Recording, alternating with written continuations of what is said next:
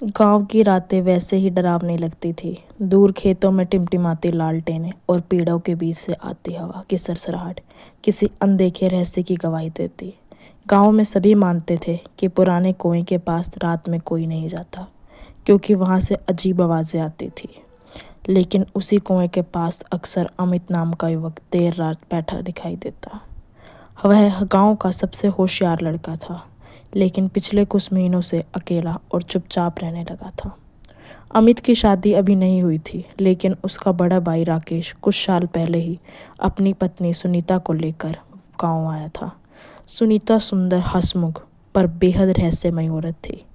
गांव की औरतें कहती, ये सुनीता में कुछ तो बात है बहन, उसकी आंखों में अजीब सा खिंचाव है। अमित को शुरू में अपनी भाभी का स्वभाव अच्छा लगता, लेकिन धीरे धीरे उसने नोटिस किया कि भाभी हर रोज़ रात को घर के पीछे एक जंगल में जाती है और किसी से फुसफुसाकर बातें करती है। एक रात अमित ने हिम्मत करके भाभी का पीछा किया। सुनीता जंगल के पास गई, वहीं पुराने कुएं तक पहुंची। वह नीचे झुककर कुछ मंत्र जैसे बुदबुदाने लगी और पानी में कुछ डाल दिया। अमित डर के मारे कांप उठा। उसे लगा यह सब उसकी आंखों का धोखा है, लेकिन जब भाभी ने पलटकर उसकी ओर देखा तो उसकी मुस्कान बेहद डरावनी थी। उस रात अमित को नींद नहीं आई। कमरे की दीवारों से फुसफुसाहट सुनाई देने लगी। अभी वक्त नहीं है और उसे और पास लाना होगा, अभी वक्त नहीं है। वह चौंक कर उठा। आवाज़ भाभी के कमरे से आ रही थी। उसने दरवाजे के पास जाकर सुना, लेकिन अंदर से बस धीरे धीरे कुछ अजीब मंत्रों की आवाज़ें आ रही थी। अमित ने अपने दोस्त गुड्डू को सारी बात बताई। तेरी भाभी साधारण औरत नहीं भाई, वह जरूर तांत्रिक विद्या को जानती है। गांव का तांत्रिक पंडित हरिहर सब जानता है, उसके पास चलते हैं यार। जब दोनों पंडित के पास पहुंचे तो उसने कुछ देर चुप रहकर कहा, जिस कुएं की बात तुम कर रहे हो वहां वर्षों पहले एक औरत की आत्मा बंधी थी। शायद वह किसी के जरिए आजाद होना चाहती है। कुछ दिनों बाद राकेश अचानक बीमार पड़ गया। उसकी हालत इतनी खराब हो गई कि डॉक्टर भी हैरान थे। अमित ने देखा कि भाभी राकेश के कमरे में से एक काला धागा और नींबू रखती है और रात को उन पर कुछ पढ़ती रहती है। अमित को समझ आ गया कि भाभी किसी गहरी साजिश में लगी हुई है, लेकिन उसका मकसद क्या है ये किसी को नहीं पता। एक दिन घर में कोई भी नहीं था, केवल अमित। उसने भाभी का संदूक, जो कि वो हमेशा बंद रखती थी, उसे खोलने की कोशिश की। अंदर से उसे कई अजीब चीज़ें मिली। सूखी हड्डियाँ, लाल कपड़े में बंधे कुछ मंत्र और राकेश की तस्वीर, जिस पर लाल धागे से खोला बनाया हुआ था। अमित के हाथ कांप उठे। तभी पीछे के दरवाजे से आवाज़ आई। भाभी खड़ी थी, उसकी आंखें एकदम लाल। भाभी ने मुस्कुराकर कहा, बहुत खोजी बन रहे हो अमित। जो देख लिया ना तुमने वो किसी और को मत बताना, वरना इस घर का अगला शिकार तुम होगे। ये अपनी खोज करना बंद कर दो। अमित के रोंगटे खड़े हो गए। अमित को अब साफ लग रहा था कि भाभी कोई साधारण इंसान नहीं। क्या वो चुड़ैल थी या किसी आत्मा की कठपुतली जो कि उसे इस्तेमाल कर रही थी। रात और काली होती गई। राकेश की हालत और बिगड़ गई। अचानक भाभी ने सबको बाहर भेज दिया और कमरे में अकेले बैठकर काला धागा जलाने लगी। अमित ने खिड़की से झांक कर देखा। भाभी के पीछे वही कुएं वाली औरत की परछाई खड़ी थी, जिसकी आंखें लाल थी। अमित का दिल जैसे सीने से बाहर आ गया। अमित ने तय कर लिया कि अब सच सबके सामने लाना ही होगा। लेकिन तभी भाभी ने अचानक से उसकी ओर देखा और धीरे से उसकी ओर बढ़ने लगी। उसके होठों पर रहस्यमयी मुस्कान थी, मानो वो पहले से सब जानती हो कि क्या होने वाला है। कमरे का दरवाज़ा अपने आप बंद हो गया और बाहर तेज़ हवाएं चलने लगी।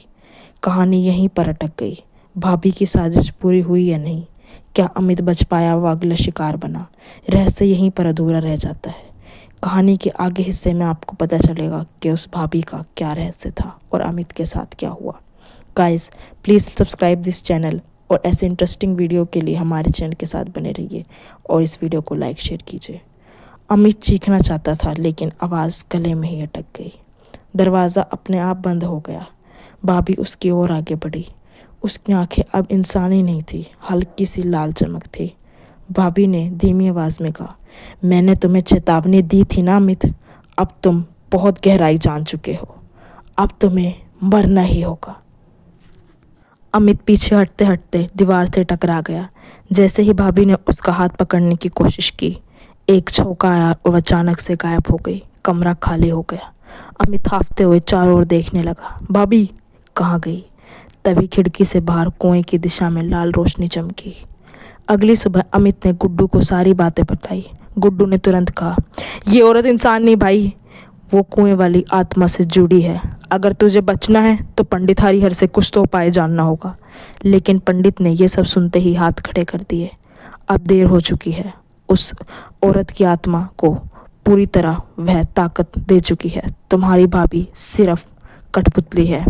उस रात अमित ने भाभी का संदूक फिर से खोला, लेकिन इस बार अंदर सिर्फ एक चीज़ थी, एक काला आईना। आईने में उसकी अपनी परछाई भी नहीं दिख रही थी। वो ना जाने कैसा विचित्र आईना था, बल्कि उसमें वो औरत दिख रही थी जो उस कुएं से जुड़ी थी। उसने डरावनी हंसी के साथ वो आईना टूट गया। साजिश का खेल भी शुरू हुआ है। राकेश की तबीयत अब मौत के करीब उसको लेती जा रही थी। डॉक्टरों ने भी जवाब दे दिया, लेकिन भाभी हर किसी के सामने मासूम और रोती भिलकती बीवी का नाटक करती। गांव वाले सोचते, बेचारी सुनीता कितनी दुखी है, पर अमित जानता था कि असली खेल वही खेल रही है।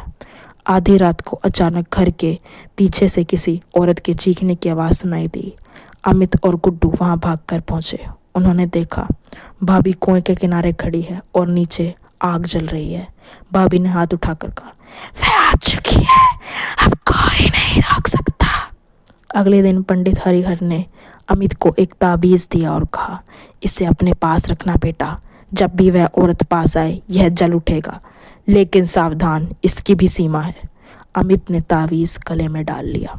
रात होते ही ताबीज़ हल्की गर्मी देने लगा। गुड्डू ने बताया कि कुएं के पास वाली जर्जर हवेली में कभी वह औरत रहती थी।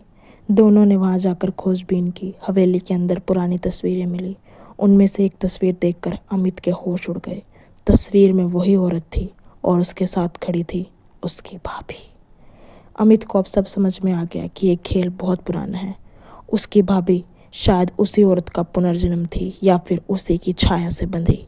राकेश को बीमार करना, अमित को डराना, सब उस आत्मा को पूरी तरह से मुक्त कराने का तरीका था और उसकी भाभी ये सब पहले से जानती थी। लेकिन आखिरी कड़ी अभी बाकी थी। रात फिर से अंधेरी और तूफानी हो गई। अमित अपने कमरे में बैठा कांप रहा था। अचानक ताबीज़ जलने लगा। उसे एहसास हो गया कि वो औरत उसके पास ही कहीं है। खिड़की से वो औरत अंदर आई और उसके पीछे उसकी भाभी खड़ी थी। दोनों की आंखें लाल। उन्होंने एक साथ कहा, अब खेल खत्म होने वाला है अमित। दरवाज़ा अपने आप बंद हो गया। हवा का तूफान कमरे में भर गया और कहानी यहीं पर अटक गई। आखिर उसकी भाभी ने क्या साजिश रची थी? क्या था उसके पुनर्जन्म का राज? कौन थी उसकी भाभी? कौन थी वो हवेली में औरत? कैसे हुई उसकी मौत और कुएं से उसका क्या लेना देना है? ये कहानी के हिस्से में आपको पता चलेगा। कहानी के साथ बने रहिए। कमरे की खिड़कियां और ज़ोर से हिलने लगी। हवा इतनी तेज़ थी कि मिट्टी के दिए भी बुझ गए। अमित दीवार से सटकर खड़ा था। सामने भाभी और वह औरत दोनों थी। उसकी परछाइयाँ दीवार पर बड़ी बड़ी दिख रही थी, जैसे दो दानव कमरे में हो। भाभी ने धीरे से कहा, अमित तूने सच को ढूंढने की कोशिश की, अब तो ही आखिरी कुर्बानी बनेगा। अचानक अमित के गले का ताबीज़ तेजी से चमकने लगा। उस रोशनी से भूतनी एक कदम पीछे हट गई, लेकिन भाभी की आंखें और लाल हो गई। उसने हाथ उठाकर ताबीज़ पर झपट्टा मारा। ताबीज़ गर्म होकर अमित की गर्दन को जला दिया और ज़मीन पर गिर पड़ा। अब रोशनी बुझ गई। गुड्डू ने खिड़की तोड़कर अमित को बाहर खींचा। दोनों भागते हुए उसी जर्जर हवेली पहुंचे। अंदर घुसते ही दीवारों पर खून की बूंदें टपक रही थी, मानो अभी कोई हवेली में आया हो। गुड्डू कांप कर बोला, ये हवेली में कुछ तो राज है। लगता है वो आत्माएं पूरी तरह जाग गई हैं। हवेली के तहखाने में उन्हें एक पुराना लकड़ी का बक्सा मिला। उसमें एक डायरी रखी थी। डायरी पर लिखा था, मैं सुनीता नहीं हूँ, मैं शारदा हूँ। मुझे इस कुएं में जिंदा दफनाया था और अब मेरी आत्मा हर जन्म लौटती है अपने अधूरे बदले को पूरा करने के लिए। अमित के हाथ कांप उठे। मतलब उसकी भाभी शारदा है घर लौटने पर अमित ने देखा कि राकेश अपनी आंखें सांसें ले रहा है। भाभी उसके पास बैठे कोई मंत्र पढ़ रही है। अमित ने चिल्लाकर कहा, भाभी रुक जाइए, आप उसे मार रही हैं। लेकिन राकेश की आंखें बंद हो रही थी, मानो वो खुद जानता हो कि उसकी बीवी वही नहीं जो दिख रही है। पंडित हरिहर दौड़ते हुए आए। उन्होंने मंत्रों का उच्चारण किया और शारदा की आत्मा को रोकने का एक ही तरीका है, उस कुएं की अग्नि बलि। गाइस, इस वीडियो के पार्ट 2 में हम बताएंगे कि वो आखिर कैसे बचे, क्या अग्नि बलि देनी पड़ी या कुछ और।